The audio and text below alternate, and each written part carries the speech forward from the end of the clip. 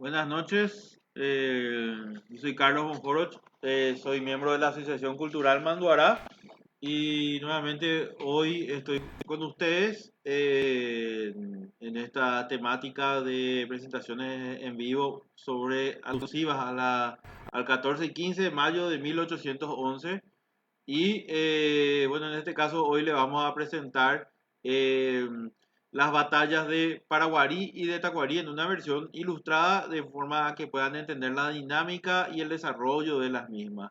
Antes que nada me voy a presentar, como ya he dicho, soy integrante de la Asociación Cultural Manuara, de la cual soy socio fundador, fui presidente de la misma, hoy en día soy socio, ¿verdad? Hay otra comisión directiva que se está encargando, es la que nos permite hoy eh, estar con ustedes en esta cuarentena, ¿verdad? De manera online, ¿verdad? También gracias a la labor del amigo Nider Escobar, que nos está permitiendo también, que está trabajando para que esto pueda llevarse adelante. Eh, Hoy en día soy docente del Colegio Japonés Paraguayo, donde tengo la cátedra de historia en la secundaria. Soy miembro también de la Academia Paraguaya de Historia. Tengo 5 libros publicados sobre historia, especialmente historia militar del Paraguay, y algunos varios otros artículos académicos presentados en congresos, en revistas y en libros académicos. Eh, bueno, en esta ocasión también le voy a estar presentando un material en PowerPoint con unas ilustraciones que son también de mi autoría. A mí me gusta contar la historia con gráficos, me parece un poco más divertida y más fácil de entender. Así que, bueno, en breve les voy a estar presentando las imágenes y, bueno, tengan un poco de paciencia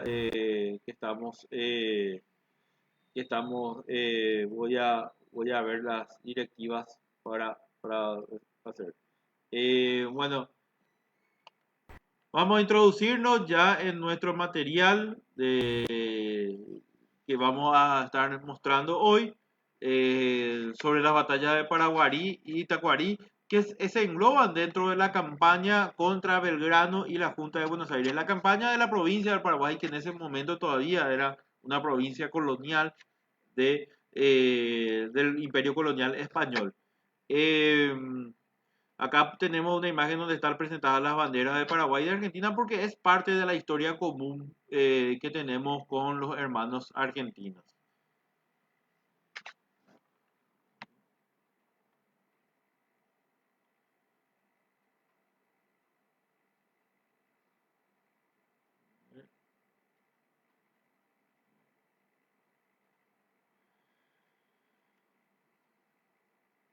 Bueno, vamos a introducirnos directamente en nuestro tema. En 1810, el 25 de mayo de 1810, se produce la revolución en Argentina por medio de los criollos porteños que derrocan al virrey Cisneros, al virrey del virreinato del Río de la Plata, a causa de que el rey español se encontraba preso por la invasión napoleónica en España. De esta forma, los patriotas latinoamericanos, los revolucionarios latinoamericanos, aprovecharon un momento de debilidad por parte de la corona española para asestar un golpe que terminaría en el proceso emancipador latinoamericano. Bueno, primeramente se dio esta revuelta en Buenos Aires y a partir de la toma del poder por parte de la burguesía criolla porteña, lanzan una serie de campañas radiales en torno a lo que era el antiguo virreinato y las posesiones españolas en el cono sur. Y una de esas campañas se dirigió contra la provincia del Paraguay, que todavía tenía una autoridad española, que era la del gobernador Bernardo de Velasco. Esta columna fue dirigida por uno de los miembros más notables de esta burguesía criolla, que era en este caso es la figura del abogado Manuel Belgrano. En esa época era muy común que los políticos o que los civiles dirijan campañas militares. En este caso, uno de los representantes de esta, de esta burguesía ilustrada porteña, que acompaña, que va como comandante de esta fuerza que sale de Santa Fe, cruza el río Paraná justamente en la ciudad homónima y atraviesa lo que es la zona de la Mesopotamia argentina, en la zona de Entre Ríos y posteriormente la provincia de Corrientes, y se dirige a lo que hoy es la provincia de Misiones. eh, la provincia argentina de Misiones se sitúa ya en territorio colonial paraguayo, en la margen izquierda del río Paraná, más o menos frente a lo que hoy es Encarnación. Un poco al norte de la ciudad paraguaya de Encarnación se encuentra la zona de Campinchuelo, donde anteriormente estaba uno de los pasos obligados del río Paraná. En esta zona, no habiendo puentes todavía que crucen el río Paraná, anteriormente se realizaban los cruces por zonas designadas. Estas zonas designadas era donde el río tenía una anchura tal que permitía un paso cómodo y también las aguas eran más mansas, porque hay partes del río donde es imposible cruzar porque las aguas son bastante bravas, entonces apeligran la vida. En la zona de Campichuelo era un cruce, más o menos un cruce de lo que se dice un vado natural del río Paraná, por donde acostumbraban a hacerse las comunicaciones de costa a costa. Por eso Belgrano se dirige frente a la costa de Camichuelo, más o menos en las inmediaciones de lo que era el pueblo de Candelaria. Ahí tenemos la columna de Belgrano, que está marcada en rojo. Vamos a ver a lo largo de esta presentación va a estar siempre Belgrano y su fuerza siempre van a estar marcadas en rojo. Entonces Belgrano llega a la zona de Candelaria, opuesta a Campinchuelo, donde había un pequeño destacamento militar que justamente guarnecía esta zona del cruce obligado del Paraná. Y el 19 de diciembre de 1810, en esta zona se produce el combate de Campinchuelo, que consistió en dominar la costa opuesta a donde estaba Belgrano, dominar la costa de la margen derecha del Paraná para hacer una cabecera de puente de invasión al interior de la provincia del Paraguay. Y ahí en Campichuelo estaba una fuerza de más o menos entre 13 a 15 efectivos militares paraguayos y Belgrano hace cruzar una fuerza de similar tamaño para que establezca una escaramuza y domine la zona de Campichuelo y hacer cruzar el grueso de sus tropas sin mayores problemas. Es ahí donde el 19 de diciembre de 1810 se produce el combate o la escaramuza de Campinchuelo, la cual es la primera victoria que obtiene la columna de Belgrano en suelo paraguayo.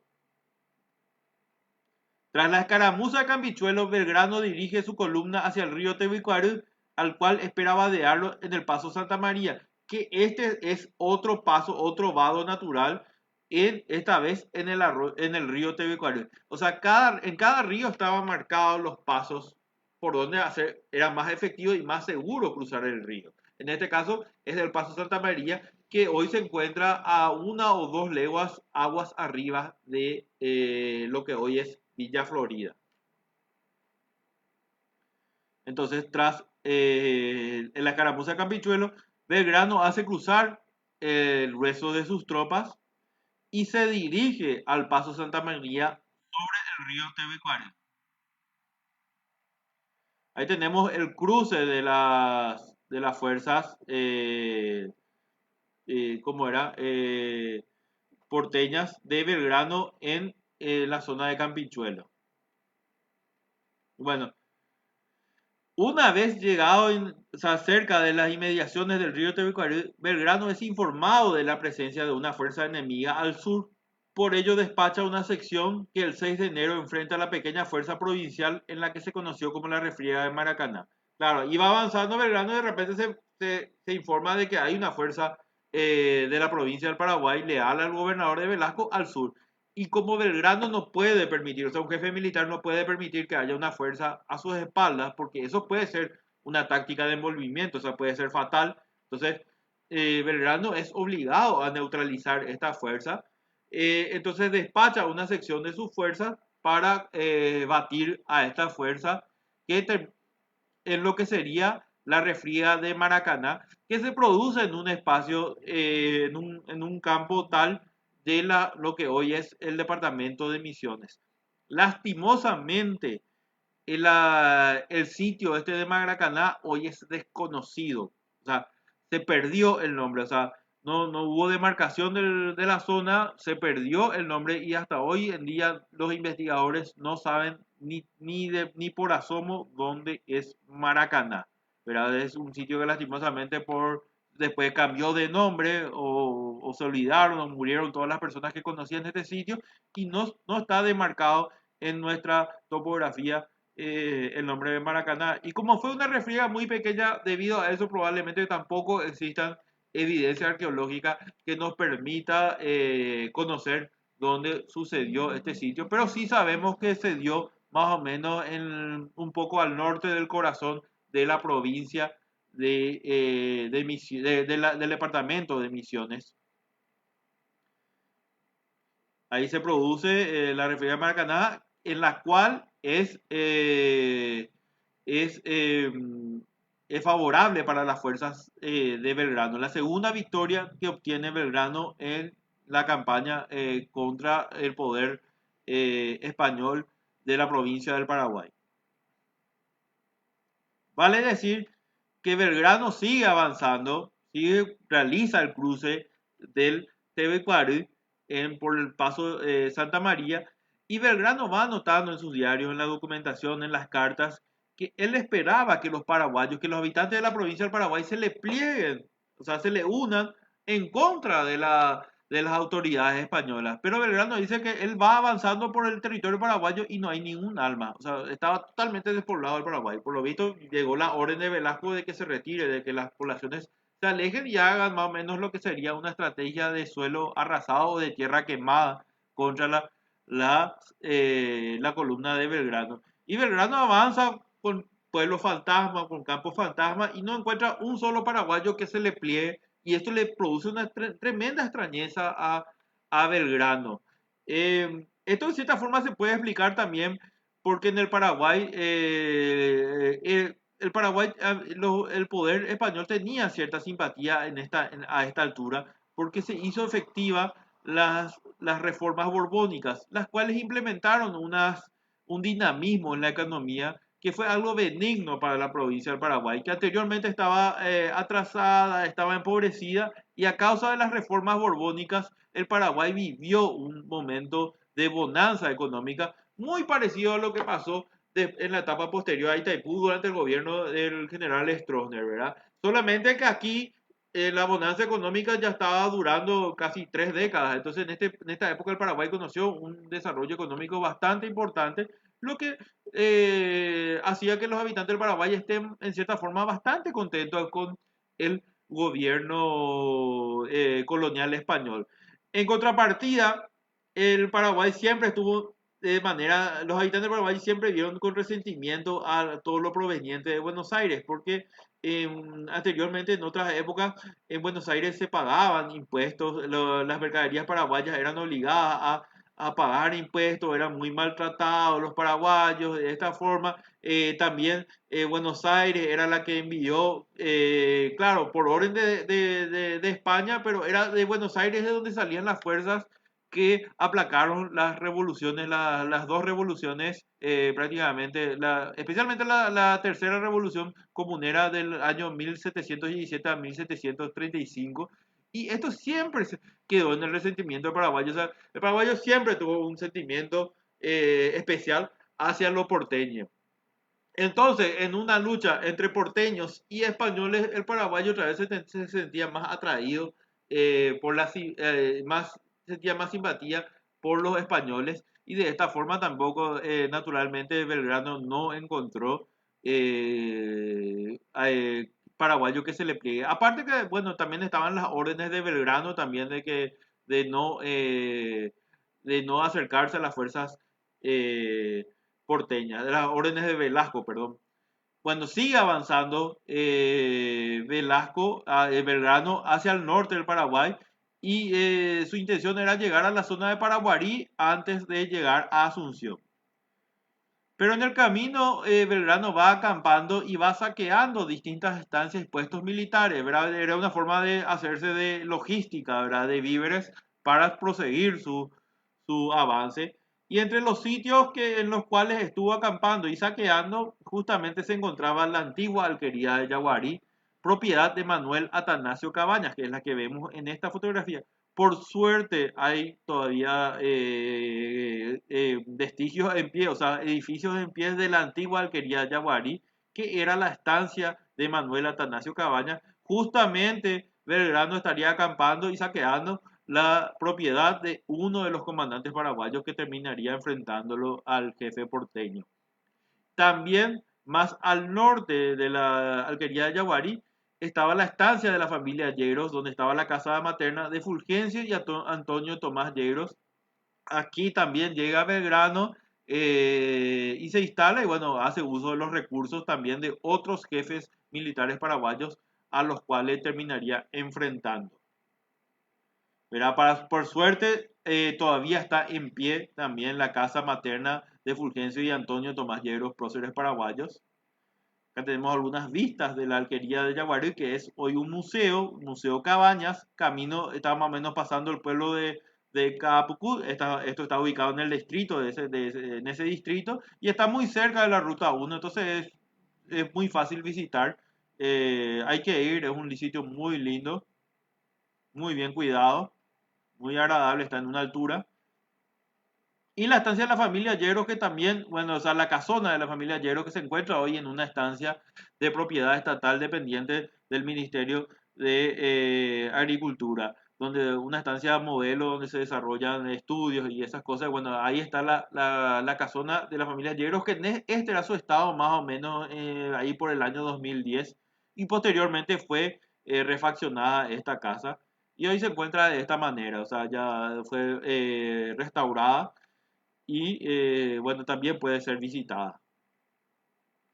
Bueno, y esta es la vista desde la casa Lleros. Esta vista habrán tenido los hermanos Lleros mientras crecían en esa casa y esta vista también habrá tenido Belgrano cuando pasó por la zona. Es una vista aparentemente ha de ser muy parecida a la que se tenía en esa época. Y bueno, Belgrano sigue avanzando y llega a la antigua estancia jesuita de Paraguarí. Paraguarí era una estancia jesuita que luego de la expulsión de los jesuitas a finales del siglo XVIII, o sea, en la segunda mitad del siglo XVIII, quedó en manos de la propiedad de la gobernación del Paraguay y fue entregada en su parte religiosa, fue entregada a la orden franciscana. Los pueblos y los templos de las órdenes jesuitas pasaron a la orden franciscana y las otras partes, las otras propiedades quedaron en manos, vamos a decir, reales. Bueno, Paraguarí a partir de eso, Paraguarí empezaba a formarse como una población, todavía era una población muy chiquita que empezaba a crecer en torno al templo, al antiguo templo y al antiguo casco de la estancia jesuita que aún hoy está en pie, que es la gobernación de Paraguarí. También un edificio que es digno observar, se encuentra al lado del templo, actual templo de Paraguarí, que hoy es una construcción que proviene de la época de los López. Bueno, las fuerzas de la provincia avanzan contra Belgrano y buscan chocar con él en Paraguarí, ¿verdad? El gobernador Bernardo de Velasco lidera el ejército encargado de repeler el avance porteño, ¿verdad? Y por esta parte, bueno, como habíamos dicho, el rojo va a marcar la ruta y las fuerzas de Belgrano va a ser el azul claro el que marque la ruta y las fuerzas de la provincia bajo el mando, en este caso, de Bernardo de Velasco. Y ahí tenemos la trayectoria. Sale de Asunción la fuerza de la provincia que busca defender justamente el poder español. Y vale decir que Belgrano avanzaba con unos efectivos o sea, cerca de 1000 efectivos con una buena artillería. Las fuerzas de Belgrano eran prácticamente unidades militares, o sea, tenían una mayor formación militar, conocimiento de maniobra, tenían mejor equipamiento que las fuerzas provinciales paraguayas, que tenían un número superior en cuanto a número, ¿verdad? A Belgrano, pero de las fuerzas paraguayas, más o menos alrededor de 200 a 300 solamente eran militares con cierta formación y con cierto equipamiento.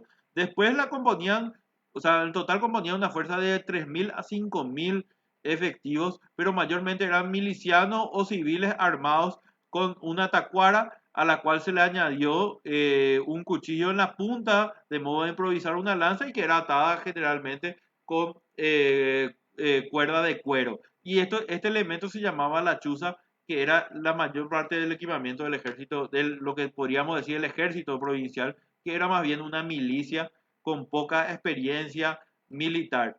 Entonces, lo que podemos decir que Belgrano tenía menos efectivos, pero la fuerza de Belgrano era más poderosa porque eran militares, conocían maniobras militares que le hacían una fuerza mucho más efectiva que la fuerza paraguaya. Entonces van a verse las caras en Paraguarí, más o menos en lo que en las inmediaciones entre Paraguarí y el Cerro Mbae. Ahí se va a producir la batalla del Cerro Porteño o Cerro Mbae, o también llamada batalla de Paraguarí, del 19 de enero de 1811. Y acá nos introducimos en el escenario. Vamos a ver un poco los nombres, la toponimia del lugar. Tenemos aquí perdón, tenemos aquí el casco, el pequeño casco del poblado, el incipiente poblado de Paraguarí, el Cerro Perón, que es la elevación más cercana a Paraguarí, el Cerro Santo Tomás, que es uno de los cerros más grandes que se ve de ahí, y también Asunción, que se encuentra en esta dirección, el arroyo Yucurí, que sería el límite entre la ubicación de ambas fuerzas enfrentadas, y el Cerro Mbae, que sería el sitio donde la noche antes acamparía Belgrano antes de atacar Paraguarí. Y en el Cerro Mbae también Belgrano subió a lanzar unos panfletos exhortando a los paraguayos a unirse a su causa. El Cerro Maez es un cerro bastante pequeño, de poca elevación, pero al estar rodeado por un amplio llano, entonces es una elevación que permite dominar visualmente la zona. Y desde este sitio sería que Belgrano dirigiría el combate, o sea, la batalla de Paraguarí. Ahí tenemos la disposición de las fuerzas. En rojo, como habíamos dicho, están las fuerzas porteñas de Manuel Belgrano. Y en azul claro estarían las fuerzas de la provincia bajo el mando de Bernardo de Velasco, el gobernador, que en este caso estaría comandando la defensa de Paraguarí. Y bueno, en la mañana del 19 de enero de 1811 comienza el combate entre ambas fuerzas. Ahí tenemos la vanguardia derecha de Belgrano, estaba comandada por un paraguayo, o sea, por un nacido en una provincia que se había plegado a la revolución porteña, Machaín, y la vanguardia izquierda estaba por el comandante Perdriel, ¿verdad? Y en la retaguardia, dirigiendo todo, estaba Belgrano desde el cerro de Mbae. En el caso de las fuerzas de la provincia del Paraguay, la vanguardia estaba comandada por el gobernador Velasco. Velasco había participado de la defensa contra las invasiones inglesas en Montevideo y en Buenos Aires, especialmente el peleón en Montevideo, donde Velasco ganó una cierta jerarquía como militar, ¿verdad? Fue reconocido por su valentía y por su capacidad militar. Entonces, bueno, Velasco confiaba que podía hacer una defensa efectiva frente a Belgrano. Y bueno, complementaban a las fuerzas de Velasco como fuerzas de refuerzo, o como verá, las fuerzas de los coroneles Gamarra y Cabañas, los tenientes coroneles Gamarra y Cabañas, que tenían mayormente unas fuerzas de caballería que estaban ocultas detrás de las elevaciones que se encuentran alrededor de Paraguarí, de modo a tener como un refuerzo sorpresivo ante cualquier eventualidad. Bueno, se produce el primer choque la mañana del 19 de enero de 1811. La vanguardia de Machaín y de Perdriel primero bombardean a las fuerzas de Velasco, se produce un duelo de artillería y posteriormente se intensifica el combate en el cual se hace valer la experiencia y la formación de los efectivos porteños que tenían mayor entrenamiento y más experiencia que las fuerzas provinciales paraguayas, que ante el combate se terminan desbandando, ¿verdad? Asustando y desbandando. Y ante esto Velasco no le queda otra idea que también darse a la fuga, o sea, huir. ¿Por qué Velasco huye? Porque Velasco tiene conocimiento que Belgrano tiene la orden de ejecutar a todas las autoridades eh, españolas que caen en su mano. Entonces Velasco, temiendo por su vida, escapa. Y la vanguardia de Belgrano entonces tiene vía libre para entrar en el pueblo de Paraguarí, cosa que hacen efectivo tanto Machain como Perdiel, y cuyas fuerzas entran a Paraguarí y se dan al saqueo, empiezan a saquear el pequeño pueblo de Paraguarí. O sea, lo que se conoce también como requecho, es un término, ¿verdad?, que se usa también para explicar para ilustrar el saqueo, ¿verdad?, que muchas veces es permitido por los jefes como una especie de premio para sus soldados, ¿verdad? Y muchas veces hay jefes que no quieren que se produzca el requecho, pero es difícil contener a las fuerzas en este caso, ¿verdad? Y bueno, lo que sí pasa es que las fuerzas de la vanguardia de Belgrano bajan la guardia y empiezan a desorganizarse saqueando todo lo que había a su paso en Paraguay. Ahí tenemos cómo se distraen las fuerzas de Belgrano y esto es observado por Cabañas y por Gamarra. Entonces ellos, al aprovechar que bajaron la guardia, las fuerzas porteñas ven una posibilidad inmejorable para atacar a las fuerzas porteñas, y cosas que lo hacen, salen de sus escondites y atacan a las desprevenidas fuerzas de Machaín y Perdriel, ocasionándoles muchas bajas. En combate atropella a la caballería paraguaya y bueno, se produce el combate en el cual es muy desfavorable esta vez para las fuerzas porteñas.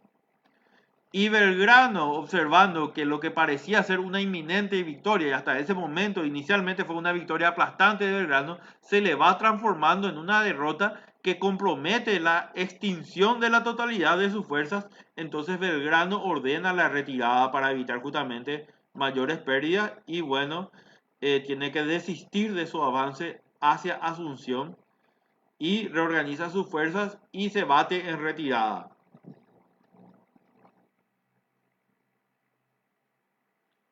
Cabañas y Gamarra prosiguen, hacen una persecución a las fuerzas porteñas, pero sin apeligrarse demasiado. Entonces, a partir de ahí, las fuerzas de Belgrano encuentran su primera derrota en suelo paraguayo y esto le obliga a Belgrano de desistir de su avance contra Asunción y debe retirarse nuevamente hacia el sur, siempre seguido de cerca por las fuerzas de la provincia. ¿Qué pasó en Asunción? Llega Velasco y da parte de que hubo una derrota en Paraguay. Entonces esto alarma a toda la población nacida en España, a los peninsulares, como se les decía, y ellos, temiendo por su vida y por sus bienes, empiezan a embarcar sus bienes en pequeñas falúas, en cualquier embarcación de todo tamaño en la bahía, en la costa de Asunción, y de modo a huir de Asunción ante la inminente, lo que ellos creían que era la inminente llegada de Belgrano. Tiempo después llega un chasque y anuncia que efectivamente hubo una victoria de las fuerzas provinciales contra Belgrano. Entonces Velasco, bueno, ordena a Cabañas y a Gamarra a que hagan un seguimiento a las fuerzas de Belgrano sin comprometerse en combate directo. O sea, que mantengan prácticamente un seguimiento, ¿verdad? O sea, que lo vigilen los pasos de Belgrano. eh, eh, sin apeligrarse. Y con grandes pérdidas, Belgrano se retira al sur, siendo seguido a la distancia por la caballería paraguaya. Una curiosidad en torno a la batalla de Paraguarí. La podríamos llamar la batalla de los Manueles. ¿Por qué? Porque estaba, por un lado, Manuel de Belgrano enfrentado, o sea, terminó, ante la retirada de Velasco, terminó enfrentándose a Manuel Gamarra y a Manuel Cabaña. Manuel Cabaña es el que está acá en la imagen, ¿verdad? Gamarra lastimosamente no tenemos una imagen, pero bueno, sabemos que se llamaba Manuel, entonces son tres Manueles los principales jefes que resolvieron el resultado de la batalla de Paraguay. Bueno, prosigue la retirada de Belgrano hacia el sur. Él llega al río Tebicuarí y analiza la posibilidad de establecer una defensa en la zona del Tebicuarí para poder, o sea, sabe que en algún momento le van a alcanzar las fuerzas provinciales. Entonces él empieza a analizar si el Tebicuarí lo podría usar como trinchera para defenderse, pero sabe que en el Tabicarí todavía es un escenario cercano a los núcleos poblacionales del Paraguay.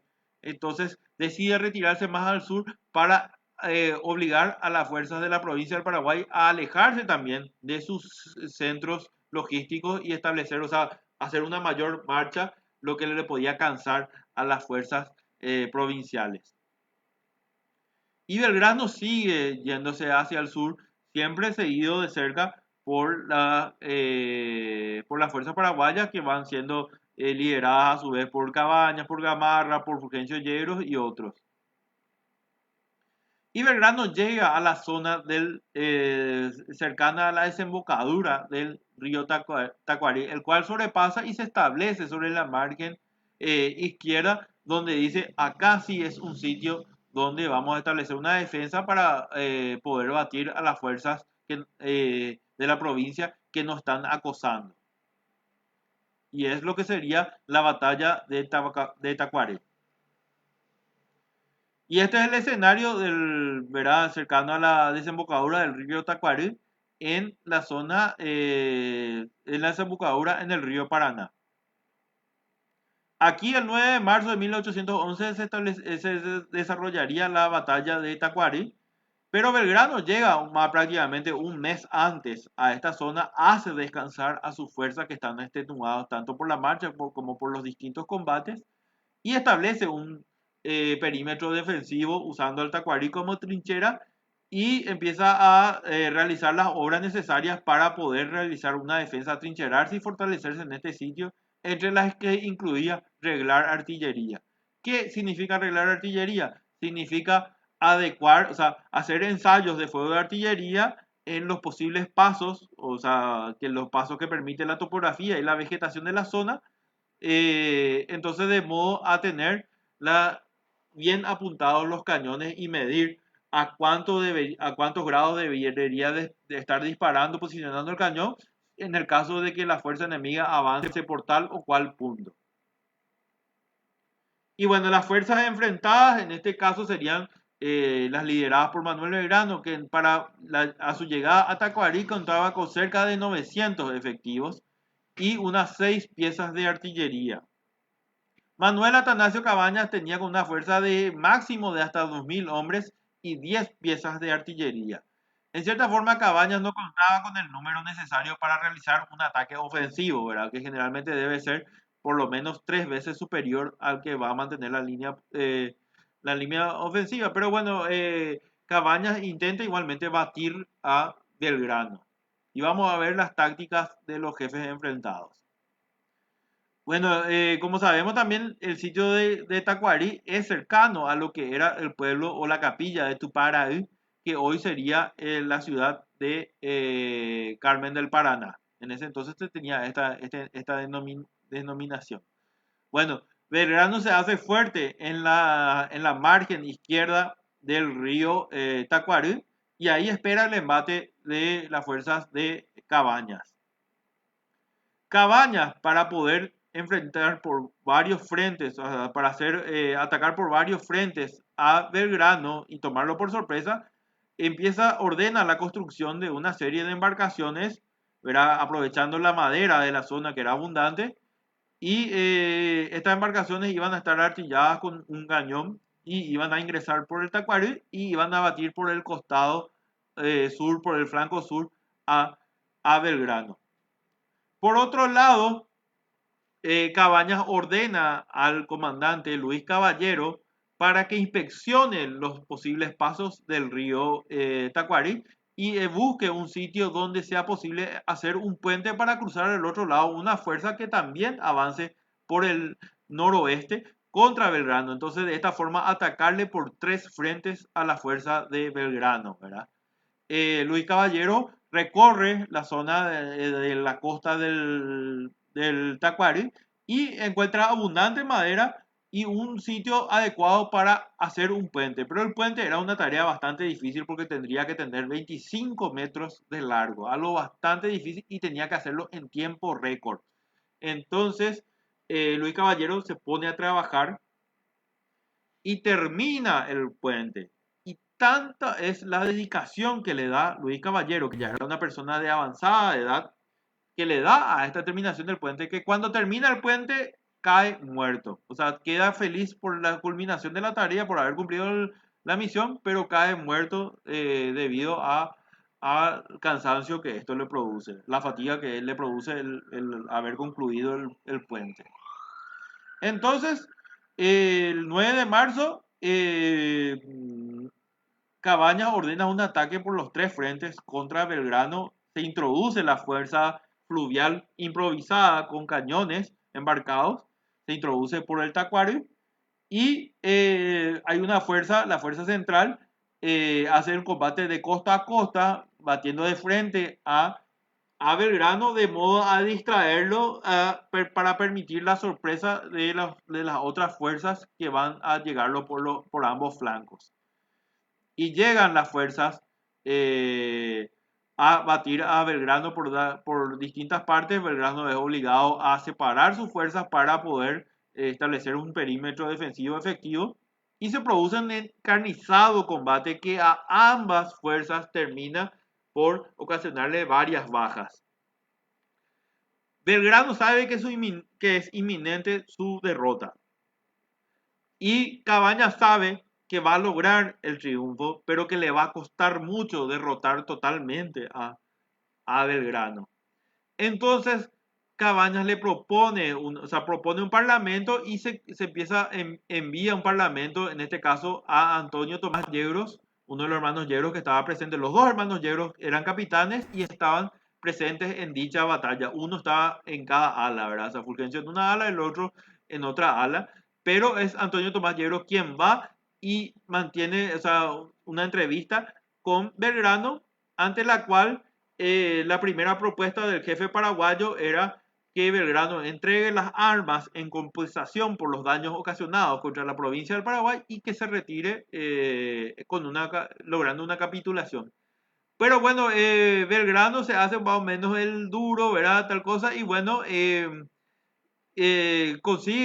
sigue las negociaciones y Belgrano consigue que él pueda retirarse, o sea, darse por derrotado, pero retirarse con todo su equipamiento a la otra margen del Paraná para poder volver a Buenos Aires. ¿Por qué hace esto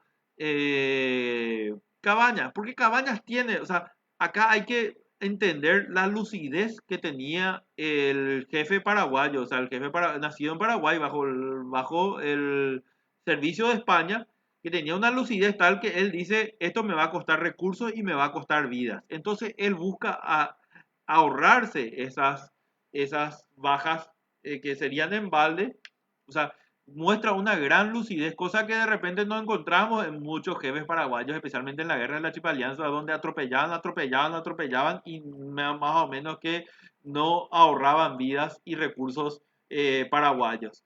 En este caso se puede notar en Gamarra, en Cabañas, una alta capacidad de análisis y, bueno, de saber medir las consecuencias. Entonces, se hace efectiva la capitulación de Belgrano. Belgrano termina siendo derrotado, no logra su cometido de derrocar, ni de avanzar, ni de llegar a Asunción, pero entra en contacto con los jefes paraguayos. Entonces, de esta manera, a partir de ahí, Belgrano va teniendo correspondencia con jefes paraguayos y va influyendo en el pensamiento de ellos, que anteriormente eran muy pro reales, o sea, pro españoles, los jefes paraguayos, y Belgrano logra un cambio en ellos y les va incitando a rebelarse eh, contra el poder español. En cierta forma, la huida de Velasco del campo de batalla paraguarí logra cierto desprestigio entre los jefes paraguayos. También Belgrano termina retirándose sin mayores problemas al otro lado de la costa y esta noticia llega a Velasco, que él no fue consultado de estos ofrecimientos de capitulación a Belgrano y desaprueba estas actitudes, especialmente de Cabañas, y esto hace que lo castiguen, en cierta forma los deje en el freezer a Cabañas y reprende a los jefes paraguayos. Y esto hace otra vez que nuevamente Velasco, que se había retirado, o sea, el tipo había huido del campo de batalla y después se hizo el duro con los jefes paraguayos que habían obtenido una victoria. Entonces eso hace que va creando una situación de resentimiento con respecto o sea, de parte de los jefes paraguayos para con él. Y también estaba la influencia que va teniendo Belgrano en los jefes paraguayos, que inclusive les dicta la forma de ir realizando la revolución que vendría después a partir del 14 y 15 de mayo de 1811. Y bueno, esto es una imagen del combate de Tacuarí. Ahí vemos a las fuerzas de Belgrano defendiéndose de las fuerzas que le están batiendo desde la otra costa. Lastimosamente la resolución no es muy buena. Y bueno, finalmente Belgrano se retira y bueno, vuelve a Buenos Aires. Aparentemente en un principio con las manos vacías, pero posteriormente se logra, o sea, él logra cambiar la mentalidad de los paraguayos que por sí mismo terminan haciendo el golpe contra el poder español y bueno, y al hacerlo los propios paraguayos también mantienen cierta autonomía con respecto a la revolución y a las autoridades bonaerenses, que a su vez también esto terminaría haciendo que el Paraguay sea una república independiente tanto de España como de Argentina. Y posteriormente, Velasco, que había desaprobado estas decisiones de los jefes paraguayos, invade Corrientes y toma la ciudad de Corrientes, que se mantiene bajo la órbita paraguaya después, inclusive, del 14 y 15 de mayo de 1811. Y posteriormente los paraguayos, mostrando una buena voluntad hacia Buenos Aires, vuelven a entregar el poder de Corrientes a Buenos Aires. Y bueno, eso es todo por hoy. Si tienen alguna pregunta, me gustaría que la dejen ahí por escrito. Vamos a estar leyéndolas. Y si no las respondemos hoy, las vamos a estar respondiendo por escrito más adelante. De mi parte, bueno, no queda más nada que agradecerles. Voy a estar viendo ahora las preguntas. Voy a ver si puedo visualizar. Y agradecerles por su atención y por estar con nosotros. Mañana le vamos a esperar en la presentación de Hero Sam sobre los hechos y antecedentes ¿cómo era? Los sucesos del 14 y 15 de mayo de 1811. Listo. Y entrar en la página de Mandorá para leer las preguntas que podrían estar ahí. Un ratito que el internet está un poco lento, así que hay que tener un poco de paciencia.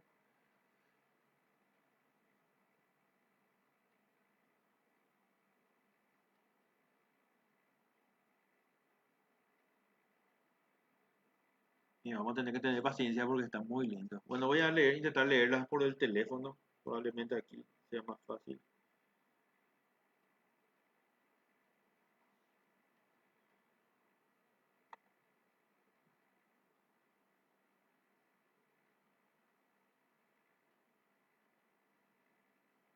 A ver, y ya estamos.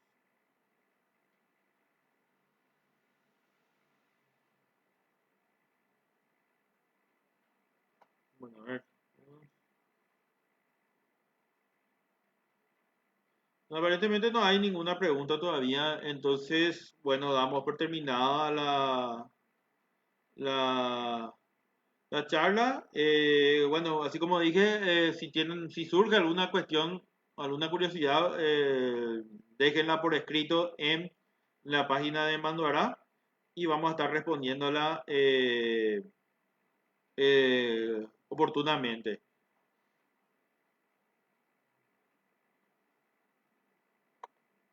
Bueno, de mi parte me despido. Muchas gracias por su atención y bueno, lo esperamos mañana con la charla de Jerónimo San.